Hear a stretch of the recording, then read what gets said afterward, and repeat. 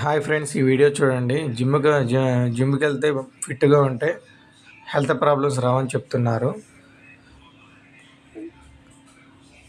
ఎంత ఎక్సర్సైజ్ చేసినా heart attack అనేది సడన్గా రావడం జరుగుతుంది. ఎంతలా స్పోర్ట్స్ ప్లేయర్స్కైనా, ఎంతలా జిమ్కి వెళ్ళే వాళ్ళకైనా సరే సడన్గా హార్ట్ అటాక్ అనేది వస్తుంది. హార్ట్ అటాక్ వచ్చే ముందు మెడ నొప్పిగాను, గుండెలో నొప్పిగాను, సడన్గా కళ్ళు తిరగటం కానీ, సడన్గా మనకు వచ్చి చెమటలు పట్టడం కానీ, సడన్గా వచ్చే పెయిన్ని ఎవరికి అర్థం కాకుండానే హార్ట్ అటాక్ అనేది వస్తుంది.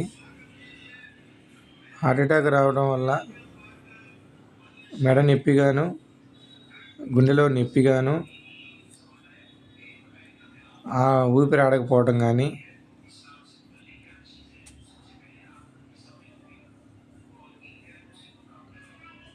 మళ్ళీ వాంతులు అవ్వటం కానీ, తలనొప్పి కానీ,